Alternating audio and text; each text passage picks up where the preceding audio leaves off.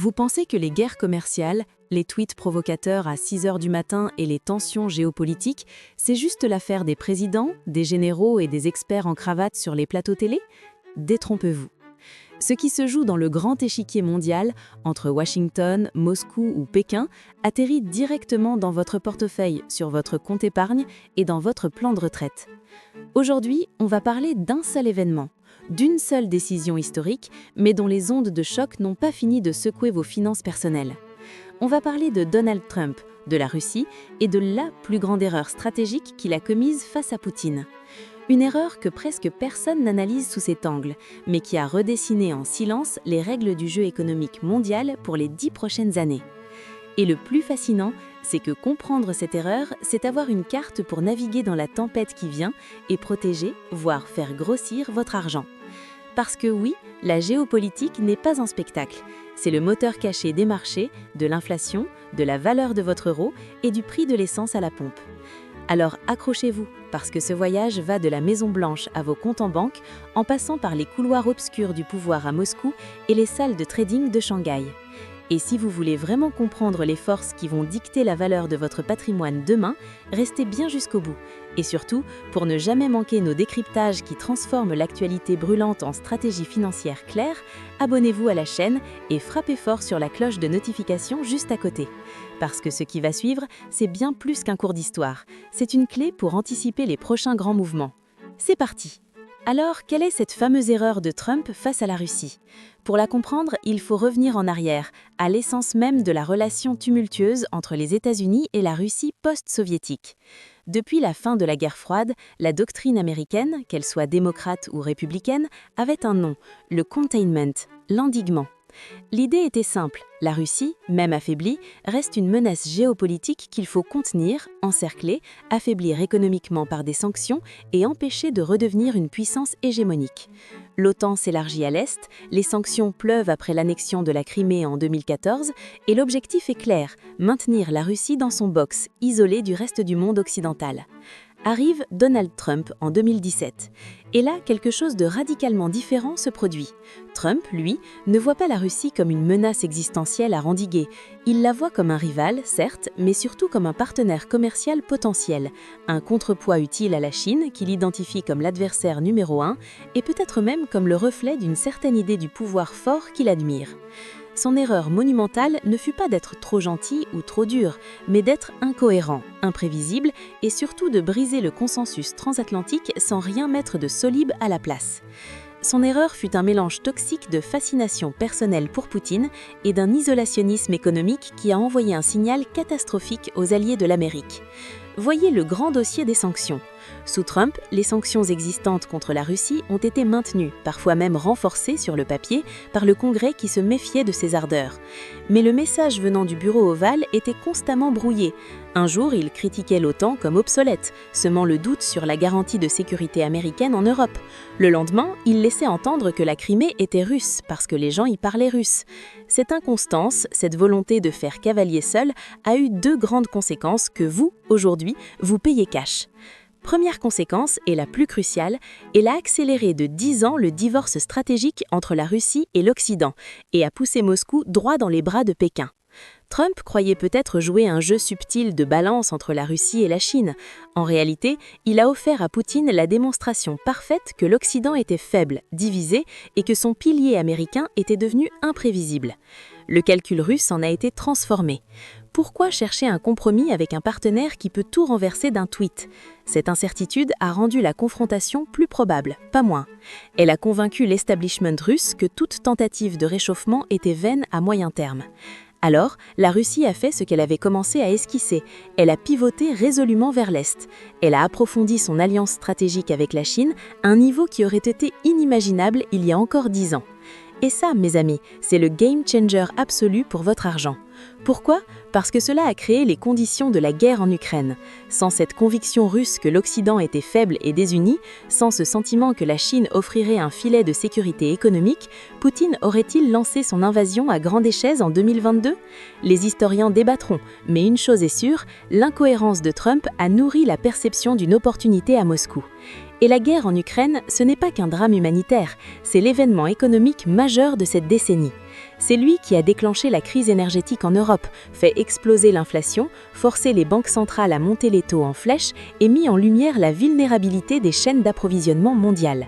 Votre facture d'électricité, le coût de votre course au supermarché, la chute de votre assurance vie en 2022, les taux prohibitifs pour votre crédit immobilier aujourd'hui, tout cela plonge ses racines, en partie, dans cette reconfiguration géopolitique que l'erreur de Trump a précipitée.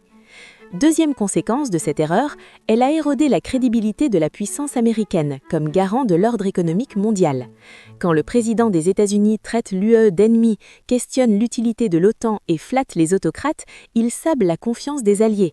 Et cette confiance, c'est le ciment du système financier dans lequel votre argent évolue. Le dollar est roi parce que le monde fait confiance à la stabilité et à la prévisibilité des États-Unis. Quand cette prévisibilité vole en éclats, les fondations tremblent. Les alliés d'Europe et d'Asie se sont mis à douter. Ils ont lancé des initiatives pour réduire leur dépendance au bon vouloir américain. L'UE a parlé d'autonomie stratégique, y compris dans la défense. L'Allemagne a été forcée de revoir sa dépendance au gaz russe, mais aussi de questionner sa relation atlantique. Cet éclatement de confiance a fragilisé le front occidental, rendant la réponse aux agressions russes plus lente, moins coordonnée et finalement plus coûteuse économiquement. Cette fragmentation du monde en blocs plus autonomes et méfiants, c'est ce qu'on appelle la démondialisation ou la régionalisation. Et pour votre patrimoine, cela signifie la fin d'une ère. L'ère où l'on pouvait investir en misant sur une croissance mondiale harmonieuse, sur des chaînes d'approvisionnement ultra optimisées et sur une inflation basse et stable importée de Chine.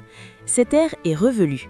Désormais, il faut composer avec des blocs économiques, des sanctions qui deviennent des armes de guerre courantes et une inflation structurellement plus haute à cause des relocalisations et des considérations de sécurité.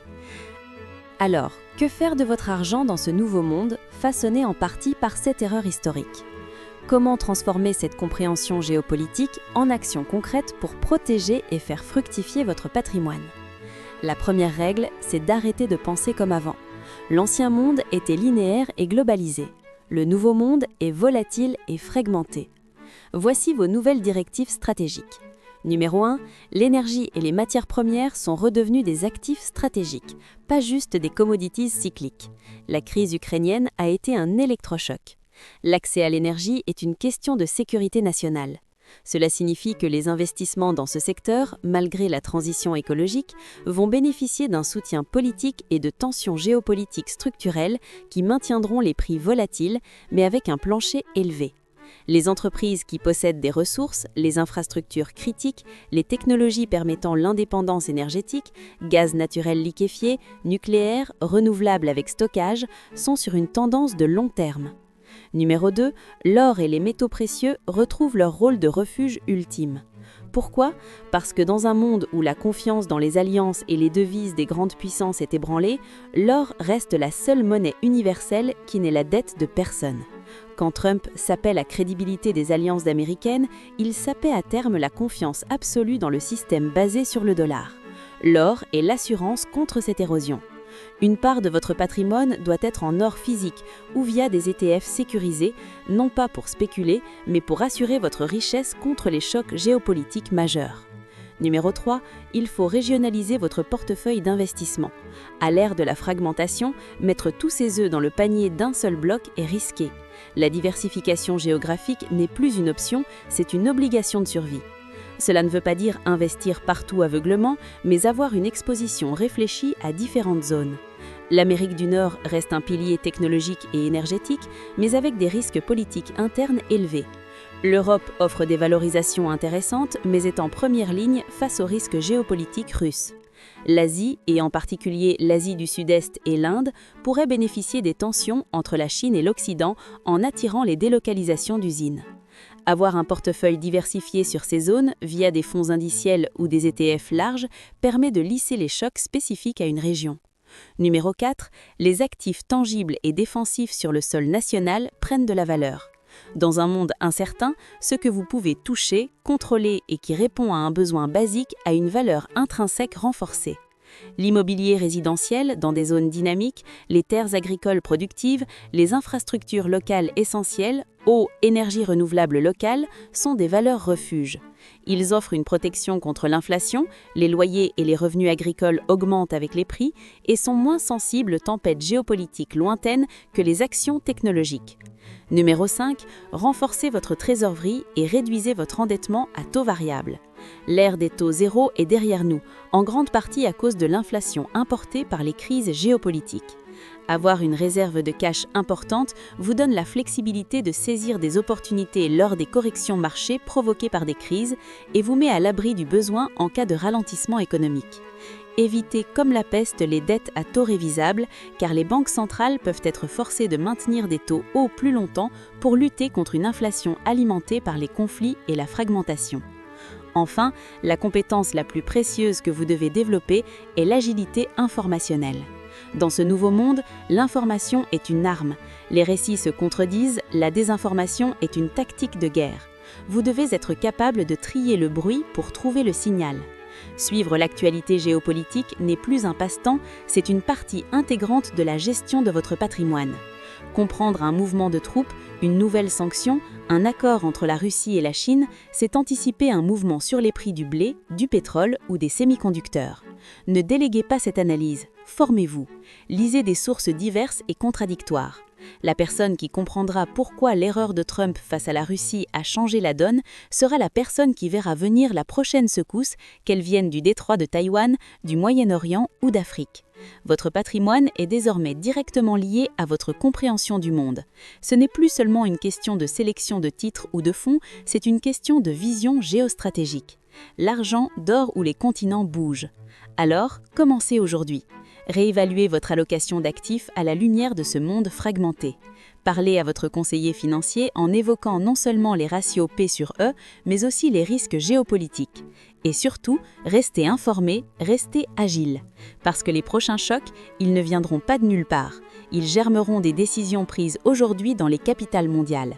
Et si vous voulez être prévenu en premier, si vous voulez des décryptages qui connectent les points entre le Kremlin, la Maison-Blanche et votre compte en banque, alors l'action la plus intelligente que vous puissiez faire maintenant est de vous abonner à cette chaîne et d'activer la cloche de notification. Parce qu'on va continuer à creuser, à analyser, à donner du sens à la complexité pour vous aider à prendre les bonnes décisions. Ne laissez pas les événements vous surprendre. Anticipez, comprenez, agissez. Abonnez-vous, activez la cloche et à très vite pour le prochain décryptage qui va secouer vos certitudes financières.